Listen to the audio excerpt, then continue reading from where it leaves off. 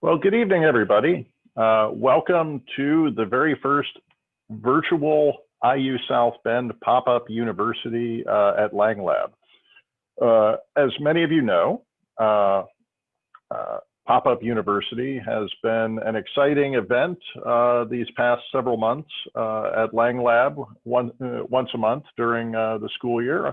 But of course, with our new pandemic situation, we've decided to try something different. So we're bringing this to you tonight through the magic of Indiana University's Zoom subscriptions, making this webinar available to any members of the public who want to join us.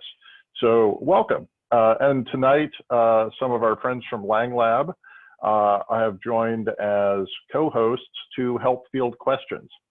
When you're listening to our speaker tonight, you'll notice on whatever Zoom app you're using, there is a button that says Q&A. Please feel free to throw any questions you want at our speaker, and Stephanie Rizik, co-founder of Lang Lab, will be gathering those up to give to our speaker afterwards. You can stick around and hear things, add follow-ups. There is an anonymous option if you don't want your name used, but we'd love to have you use your name. Anyway, so hopefully everyone had a moment there to get something tasty to drink. I've got my pineapple soda, so hey, why don't we get started? Need to do some adjustments on the screen here. And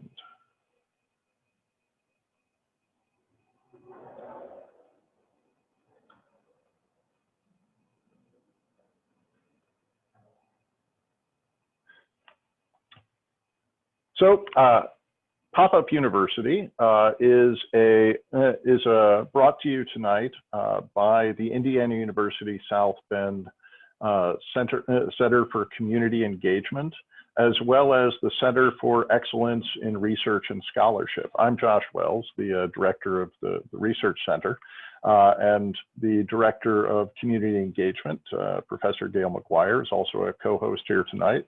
And this speaker series is meant to showcase some of the exciting things that are going on with faculty at IU South Bend, and to talk about ways that research at IU South Bend it can be brought into our community, not for educational purposes, to come to bear on local issues, local questions, and to help our community neighbors think of IU South Bend as a resource. So we hope you enjoy what you see here tonight. And if you're interested in partnering with IU South Bend in getting students or faculty to assist you with some projects or community needs in your area, please give the Community Engagement Office or the Research Center a call, and we'd be glad to point you in the right direction.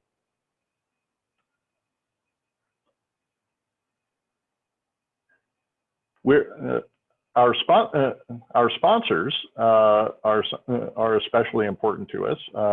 Pop-Up University is brought to you tonight by Indiana Humanities, which has helpfully provided us a grant through next year to help defray some of the costs associated with the event, but also many different outlets through Indiana University itself, the IU Bicentennial Office, the College of Liberal Arts and Sciences, and many different departments, from biological sciences through world language studies. Thank you all. Our speaker tonight, it will be anthropology professor Jay VanderVeen, who is also our assistant director of our University Center for Excellence in Teaching. Professor VanderVeen has quite an accomplished professional career when he's not conducting archaeology in the Caribbean or doing research in Smithsonian collections. He's also guiding field schools around South Bend and Elkhart, looking at the past of our local communities. He also does occasional pro bono forensic work for local law enforcement. And he was the former editor-in-chief of the Society for Archaeological Sciences Bulletin. Along with his research expertise, Professor VanderVeen is also, frankly, one of our best teachers on campus. He has won the IU South Bend Trustees Teaching Award on numerous occasions. He's won an IU Legacy Award and at least half a dozen other significant teaching awards. He's really a lot of fun, which means I should probably let you hear him instead of me. Again, after he's done talking, we're going to field some questions. There'll be some Q&A, and it'd be great, to get some chatter going. And with that, I'm going to stop this screen share. Jay, do you feel ready to go on your end?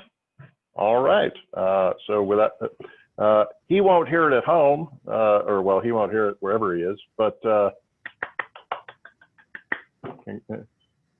Professor Jay VanderVeen, everybody, speaking to us tonight about some South Bend archaeology.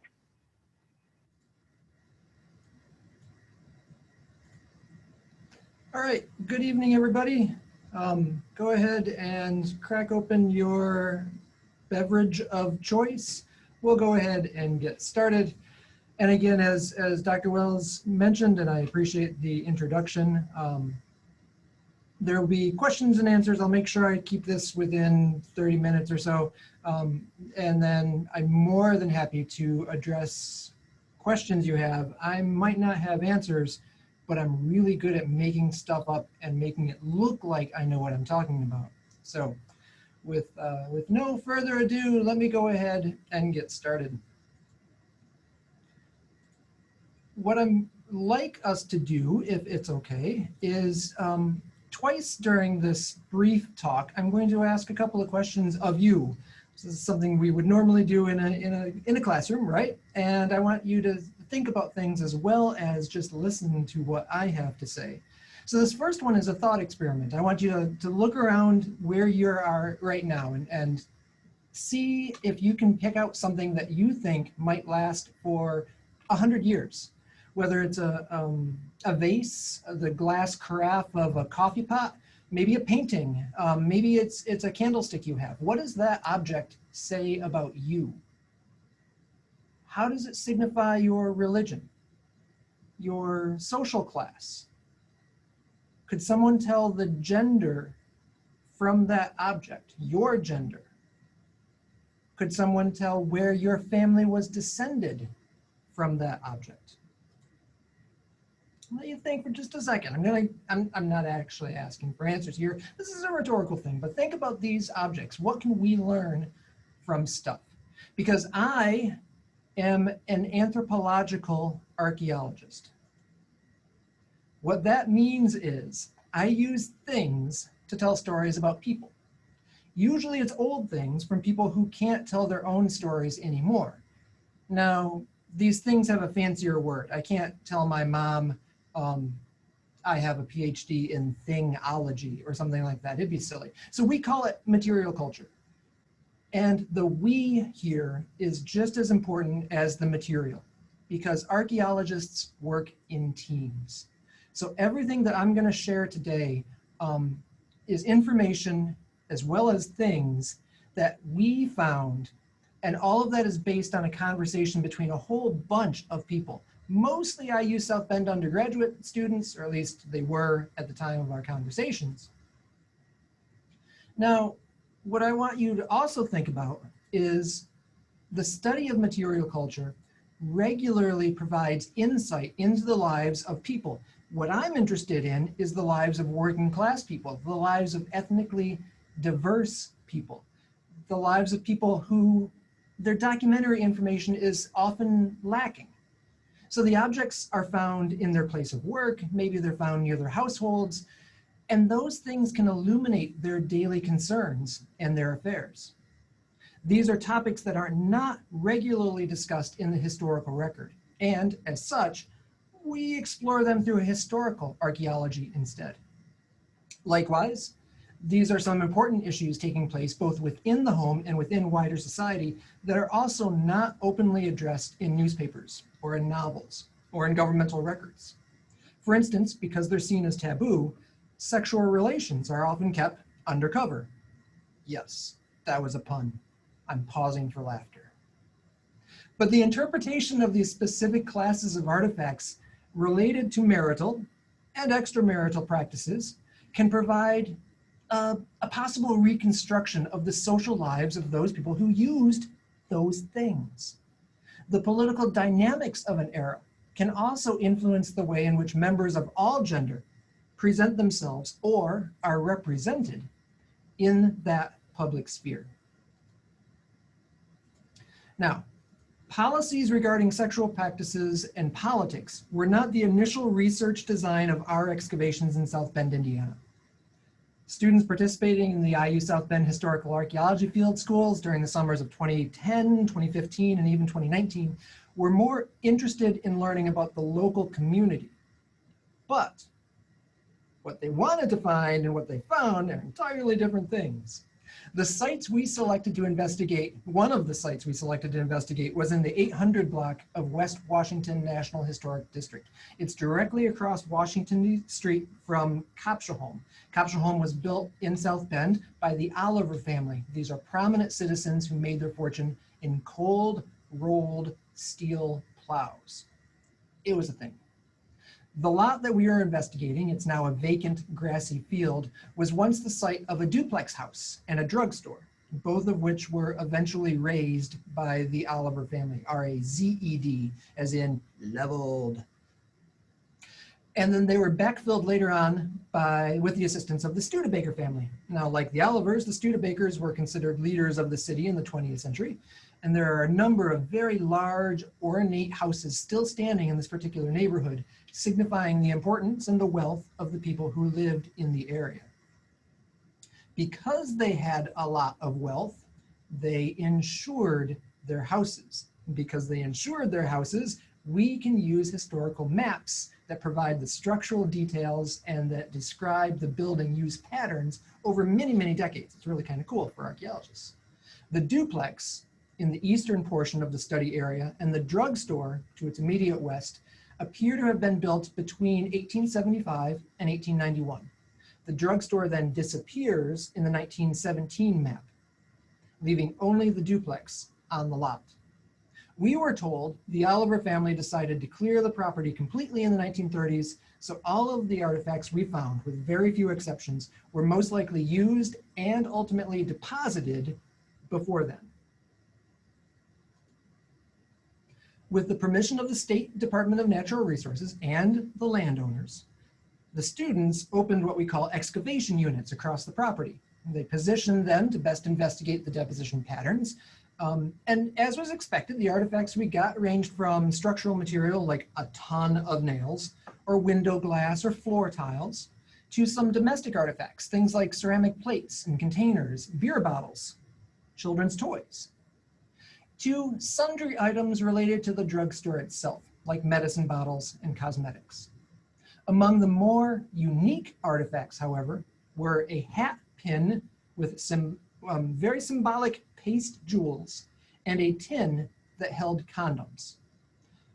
As an aside, just had to put this out there, we didn't find much in the way of gold, and we didn't find much in the way of dinosaurs. That's not usually what archaeologists are looking for, but trust me, it's what every single passerby wanted to see. And again, on that street, we are literally right next to the street. Everybody wants to know what we're finding. So these are some of the things we found. One of the things was a hat pin. And decorative hat pins reached their peak in the late 19th century with a shift of style away from flat bonnets, which were popular in the mid-1800s, to hats that rested high on hair, which was also piled high on the head.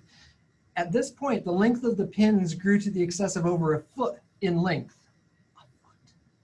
Between approximately 1880 and 1920, and this is the period we are studying, and it's just before the flapper came into vogue, The hat pin was basically a necessary accompaniment to women's long locks and high hairstyles. The hat pin, however, had certain other uses that connected it to the suffrage movement. The inexpensive cost of the pins made them accessible to women from every class. They were sold from about a penny for 5. And even the poorest women could afford to buy these particular pins. Suffrage was also a topic that crossed class lines, and women united to fight for the rights equaling those of men. One reason for this was that equal access to employment was a poor woman's issue. And the right to vote was also paramount for all other rights, so women came together to fight for it. But even as some laws fell, such as those preventing access to literature about birth control, that was repealed in 1877, others were enacted regarding, of all things, the hat pin. It's true that government is also often reactionary, and this has always been true. Lawmakers created restrictions on the wearing, the use, and the length of hat pins. No longer could a woman wear pins upward of a foot. There was an article in a 1909 Evening World newspaper that explains a new Oregon law that requires the length of hat pins to be confined to 10 inches. And below this caricatured picture sits the caption, "Why not safety pins if pins there must be?" The reason for this restriction was the danger to men from women's uncontrolled use of their hat pins as weapons. I'm saying that with irony. A year later, a Chicago city ordinance was passed regarding the length of pins. At each of the hearings of the bills, there were boos and hisses and shouts of shame that were heard from women in the gallery, reports the New York Tribune. If you remember which button to press to make the next slide, there you go. The debate wasn't simply rhetoric either. Women did, in fact, stab people with their hat pins, sometimes on purpose. There's a very short article in a Princeton Union that reports that a vaudevillian was stabbed in the eye by the hat pin of a woman who took offense when he dared accost her hat. These articles and others felt somewhat hysterical, the writings of men who didn't want women to get above their place in life or exercise the rights they were trying to get. This seems less like a woman with murderous intent and more like a man who was offended by a woman who rebuffed his closely pressed advances. Now, a way to return her scorn was to have her punished under the new hat pin laws. Viewing this documentary evidence gives a clearer understanding to the social milieu of the time in which a hat pin, the one we found at the West Washington site, was created and then used and then eventually discarded. This is what ours looks like. The students found 60 centimeters below the surface of the ground after passing tons of soil. Literally, I measured it, tons of soil through some really small metal mesh. They found the fragment of a hat pin. You can see how small it is. Look at the hand model's fingers for scale. This piece has no maker's mark. The shaft is missing, but one can clearly see the elongated bulbous base typical of the styles of the early 20th century. It supports sort of an open, realistic bouquet of 3 flowers.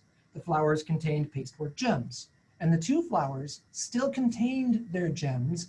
Those were colored green and violet. The hat pin is in the style of the arts and crafts movement. It's gold-plated. The style and the manufacturer suggest to us, because one of the students asked around, that it was made in Britain sometime between 1891 and 1920.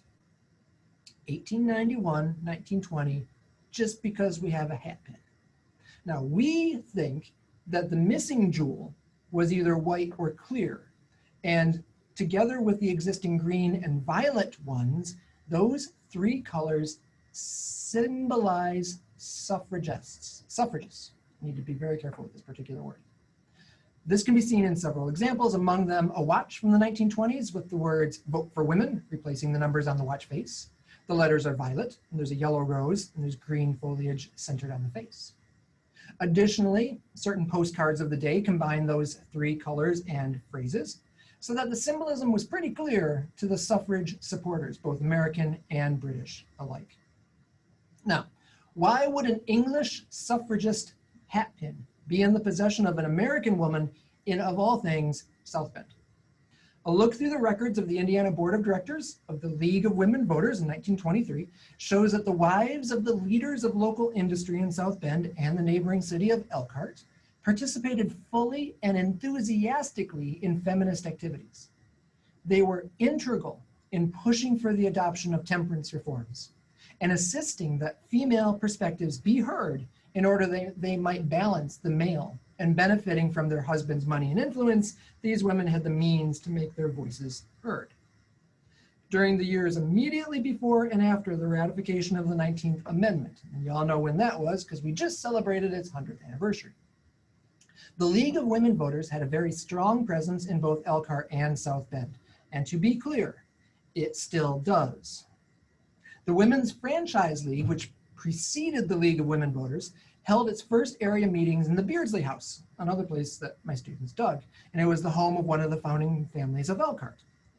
In 1919, Mrs. Charles Beyer, she had a name, it was Mariah.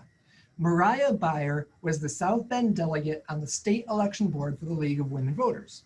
In 1922, Anna Studebaker Carlisle was the vice president of the state league. Her husband, as you can probably figure it out, was in the management of the Studebaker Automobile Company. She was a daughter, she married somebody, he came in and was doing the business with the rest of the Studebakers. And then in 1924, Mrs. L.S. Fickenshire, again, she had a name, it was Rosie. She was the league's South Bend district director. These three women all lived within walking distance of the property on West Washington Street. And at least two of them would have had regular contact with the Oliver family through the businesses of their husbands, as well as through their own civic interests. But nowhere in the local papers are there stories of hatpins and their symbolism or their potential danger. This is the story we have to get from the artifacts itself. Take a quick break, let you have another particular thought experiment. This one's fun. Imagine a bottle of medicine. I don't care what it is. What feeling does it invoke if you see it behind the counter at a pharmacy? It seems appropriate, right? It seems full of promise. It can save a life if given to the right person. Now, what about that same bottle? But now it's broken on an alley between two high rises. What if it's inside your medicine cabinet?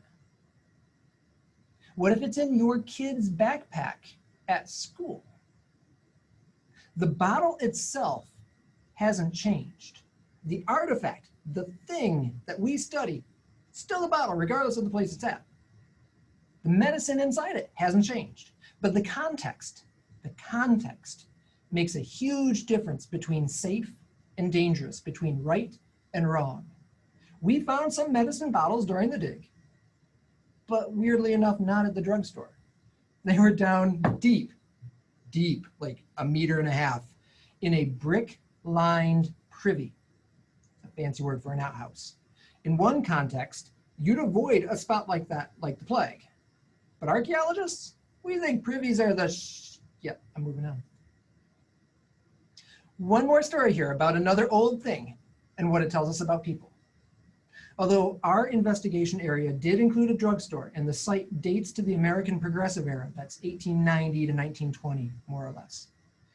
This is when the birth control movement began to flourish. The recovery of a container for condoms brought things up, you could say. Prophylactic products continue to possess a particular taboo, a result of the politics that are surrounding the same women's rights movements. This particular circular container, now empty, very small, slightly deformed. It has no hinges. This tin, it's kept together through friction. The top half slides over the lower half to create a seal. It looks kind of like a tin for aspirin or cosmetics or even candies. The brand name stamped on the container says 3 Merry Widows. It gives little hint to the product that was intended to be inside, at least for my 21st century students who found this object and said, Dr. VanderVeen, what's this? The Merry Widow brand, however, back in the day, was one of the most popular versions of condoms during the 1900s. The brand was known for this unique packaging, this gold-colored coin-shaped tin, 3 condoms inside, first made of rubber cement and later of liquid latex. They're wrapped in little waxy coverings and tucked around. This brand was produced from before the World War I to about the mid-1930s. It's widely available. It was cheaper than Trojans. Trust me, I Googled it. It's my IT people at the university love the search histories that VanderVeen comes up with. So it's cheaper than Trojans, which was a competing brand. The tins of Merry Widows were sold by barbers and bartenders and shoe shine boys and gas station attendants and even, I kid you not, door to door. Our tin was remarkably well preserved for a piece of refuse that's about 100 years old, and it still holds within it a story, although the contents of it are gone. First, the presence of a marketed prophylactic device reflects the changing social relationships between the sexes in the early 20th century. The distribution of contraceptives was made illegal in the United States with the Comstock Act of 1873. The Comstock Act was named for the anti-obscenity crusader Anthony Comstock, and the bill was part of a legislation controlling the distribution of any material considered lascivious that was sent through the US mail. Comstock himself boarded near the infamous Tenderloin district in New York. This is where sex workers offered their services to the general public, and racy newspapers and photographs were freely distributed. Condoms, as one can imagine, were peddled there on the street. Comstock took it upon himself to chase away as many of the riffraff as he could with an open umbrella. But Comstock could do much more after gaining the attention of other rich businessmen like Samuel Colgate and J. Pierpont Morgan. These men and others worked through politics and social organizations to restore what they considered to be morality and virtue to America once again. Many prominent women in our local area shared the same determination. There was a very strong temperance crusade that was started in the 1870s in Elkhart, which is the next city over from South Bend. Many complaints addressed had to do with the women of, quote, loose morals seen around town. And I'm reading a direct quote here from the newspaper of the time. Girls also roamed Main Street in gangs, hung around the railroad depot, innocently flirted with strangers, and visited the unrespectable Pigeon Street Bridge. Assignation houses, the places where young men and women could meet on the sly, was one element that powered this civic reform.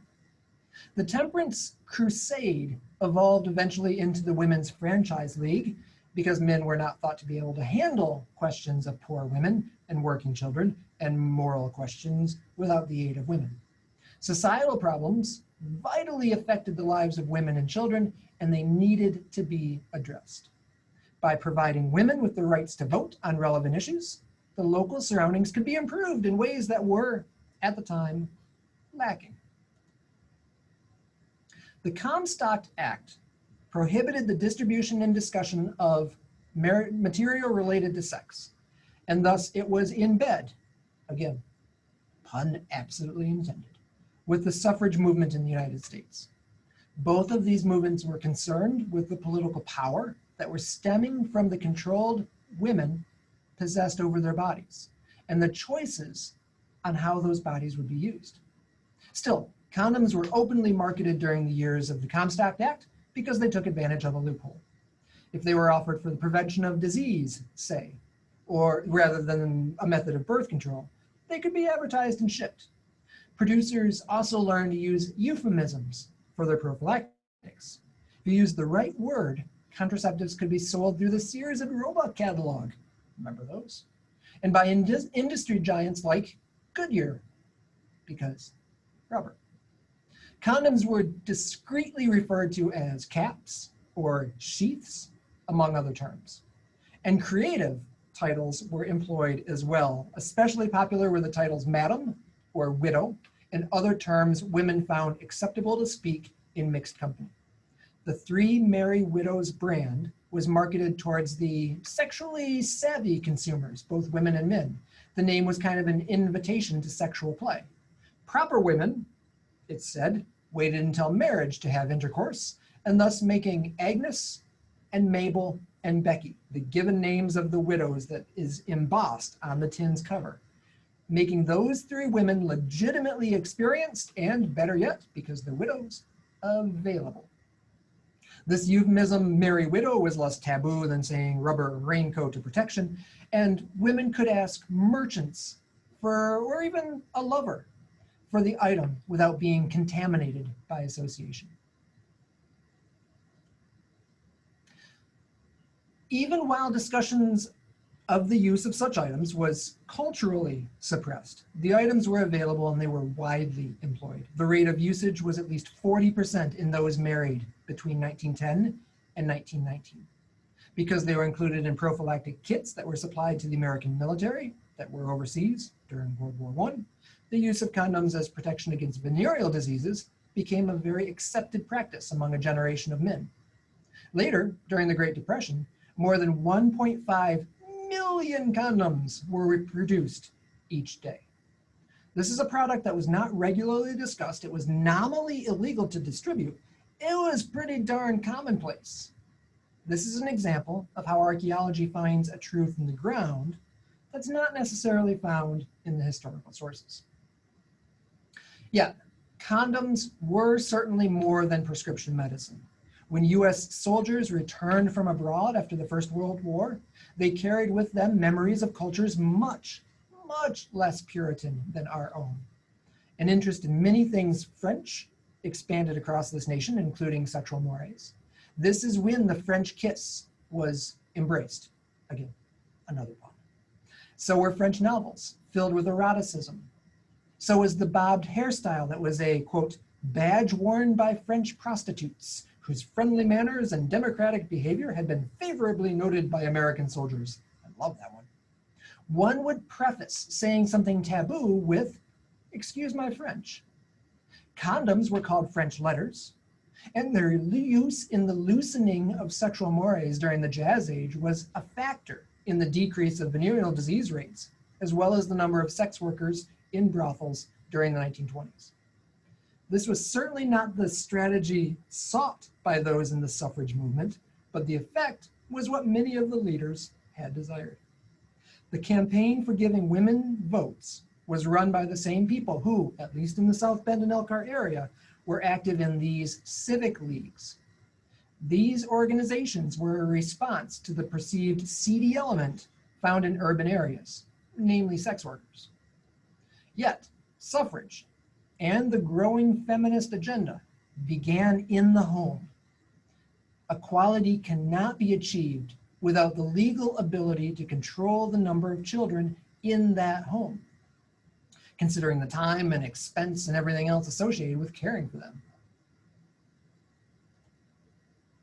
Sexual permissiveness followed excessive drinking from the bar to the dance floor outside of the speakeasies just before and during the Prohibition era. The 1920s was a time of major social revolution. The Puritan establishment in America was seen as sort of a musty remnant that needed to be changed. Victorian ideas about sexual behavior and the role of the sexes were only a part of the social structure that was under attack. But these two seemingly insignificant artifacts that we found, the hat pin, the condom tin, tell a story of the rebellion underway. The ideologies imported from Europe by the rich and reinforced by soldiers in the aftermath of World War I made their way into the middle class. And change also came from the other side of the tracks, so to speak, carried by that same jazz music in the vaudeville. Change swept past state boundaries, it swept past social boundaries. The fashion for pins, the color for suffrage movement, the need for women to be able to control the size of their families created and coalesced at the end of the 19th century. A hat pin and a condom tin give voice to this shift from the older values to the new patterns and the cultural manners that were found in the next half century, the one we're living through right now. And that's my time. I would be more than happy to answer any questions that are directed my way.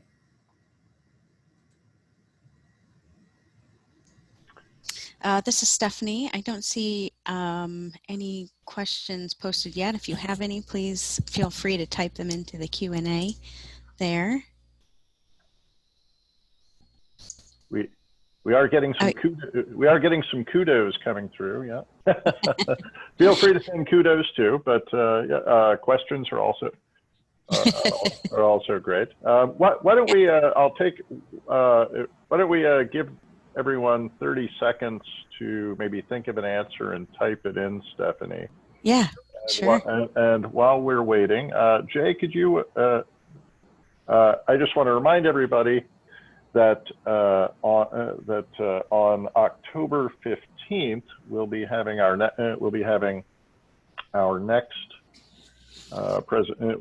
next presentation by Professor Day Bryant.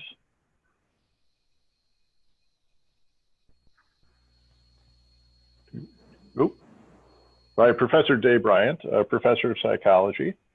And in her work, she seeks to develop and replicate arts-based and trauma-informed responses to reduce and prevent psychological burnout among social justice activists, advocates, and organizers for racial justice, to develop university and community partnerships promoting empowerment and capacity building, and to establish an international coalition to address racial terrorism and gender exploitation. Day's a fascinating speaker and is doing really amazing work. And I hope to see you all again next time around to bring a friend. And wow, look at these questions coming in.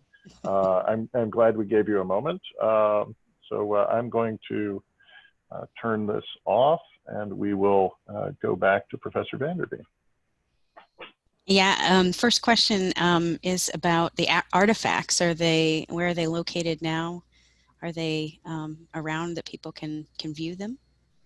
These artifacts, the Condom Tin and the hat pin, belong to the History Museum, the Center for History, people may remember it as.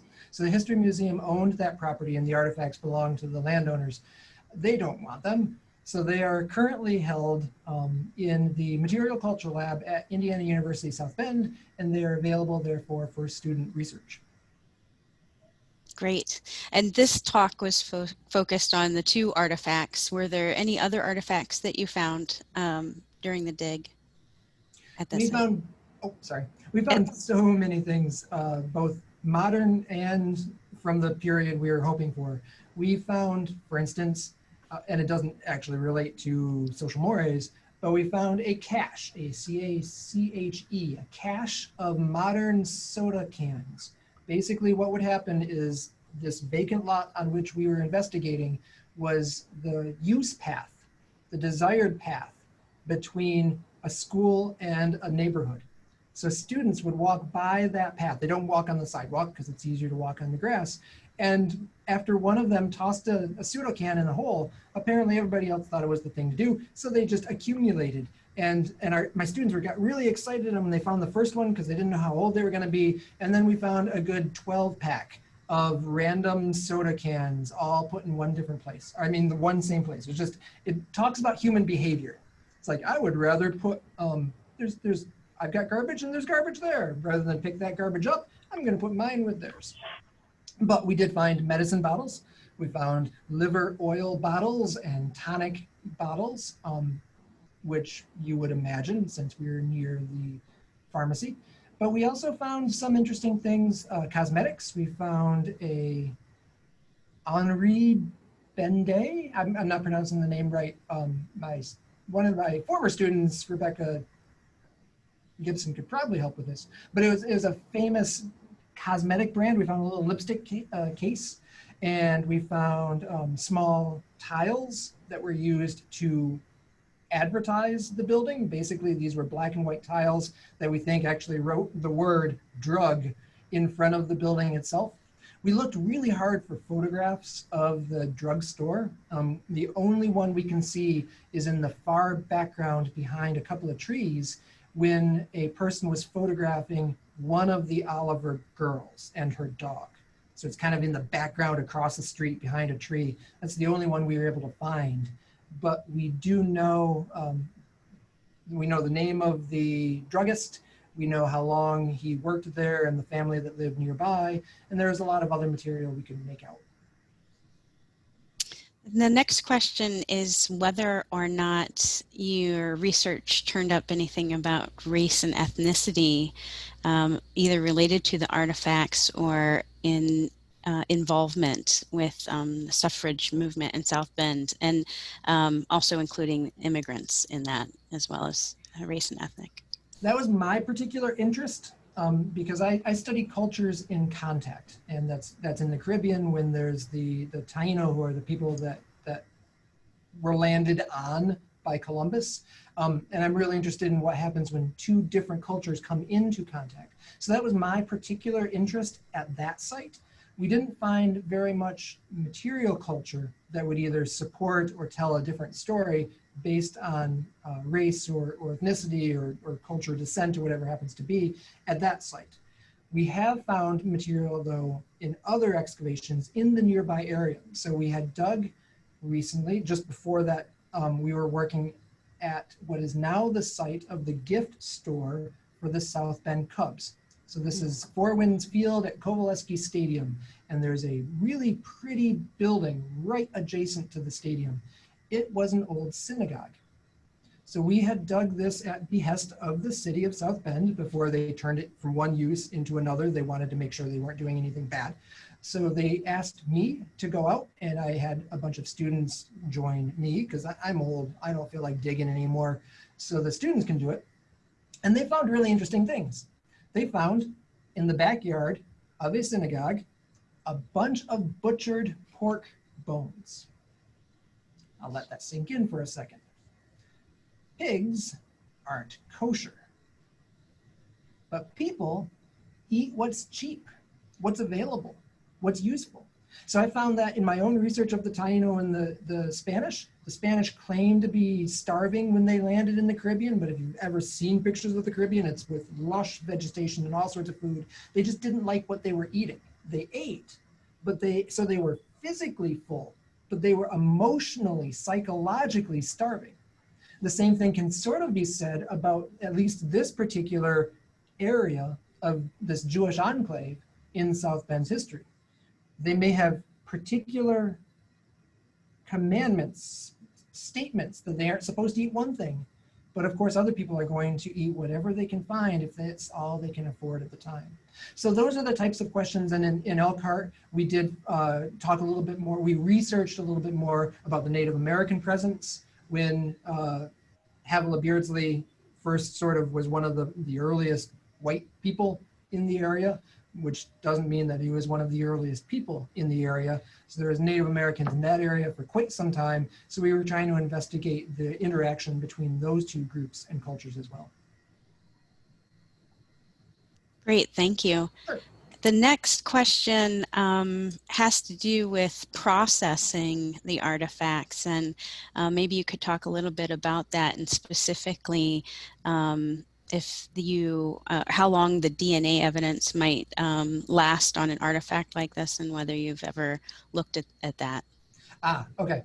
So just to back up a little bit with the processing, what all of the students are doing is they're on their hands and knees or their bellies, and they're using nothing bigger than a 5.5-inch trowel to remove just a centimeter or so of soil at a time. And that's so that we can see not just the artifacts, but the discoloration of the soil around an artifact, which might tell us a lot more interesting things, like there's a fence post in this area, or there's a fire pit in this area, whatever it happens to be.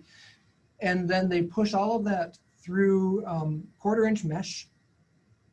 And so we're just getting the bigger things, but we're still able to find beads and a bunch of really tiny things. And then we bring that back to the lab. All of that gets collected into a bag, and it's labeled very nicely, and everything's mapped and photographed. It comes back to the lab, and the students are cleaning it all with nothing more than a toothbrush and a bucket of water. So in that process, for us, a lot of DNA would be denatured. It wouldn't last very long depending on the situation. So if the soil is very acidic, it means one thing. If the soil is very basic, it can lead to other preservation issues.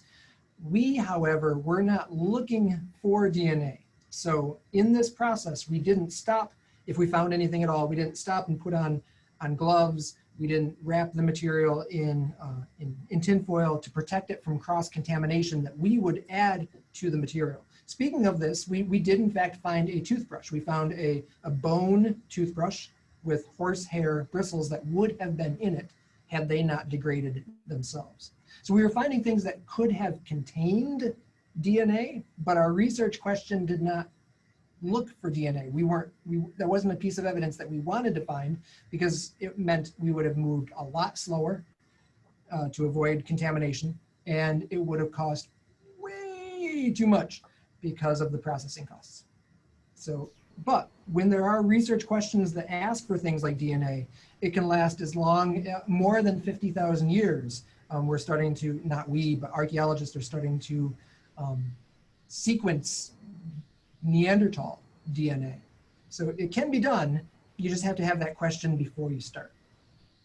Great. The next question is about the medicine bottles that you found in the outhouse. The question was why, if you could clarify why you think they would be there in the outhouse area. Absolutely. Yep. So that one's an easy one for us. Just like when you finish your toothpaste tube, you're going to toss it in the trash right where you are, right? And you're currently in the bathroom when you're brushing your teeth, and there's a trash bucket, if you're like mine, right between the toilet and the sink. So that's where they dispose of things. So these folks were going out to the outhouse. They were using it for the purpose it was intended. And then while they're there, drop back the last bit of this medicine, and then just toss it in the hole. That's a big hole, and it's gonna take a long time to fill up. So you might as well keep throwing stuff in that same hole. So they were just using their bathroom. Yeah, probably a pretty safe place to hide things is nobody wants to go digging around in there. Absolutely. Nobody then. A lot of what we call bottle hunters are looking for privies right now. And just as a reminder, this is still September. September is Archaeology Month in Indiana. Looking for artifacts, digging for artifacts is illegal in the state of Indiana. And that includes bottle hunters and anybody else. So you need to have permission from the state, and you need to have a degree like I do in order to do so. Great. The next question shifts a little bit and asks, what have your students gone on to do? Did any of them go on to study anthropology or archaeology? Excellent question, because I'm really proud of all of the students. And there are some, so I'm proud of the ones that have gone on to do anthropology and archaeology, and I'll get to those ones in a second. But the anthropology students who took my classes, they're not mine. They are currently teaching drama in the high schools. They are the dental hygienists that you go and visit once you're allowed. They're running businesses. Really interesting landscaping companies are run by these former archaeologists. They're substitute teaching for Spanish. They're doing really cool things. They're working at local nonprofits. Particularly, I've got a couple that work with animals.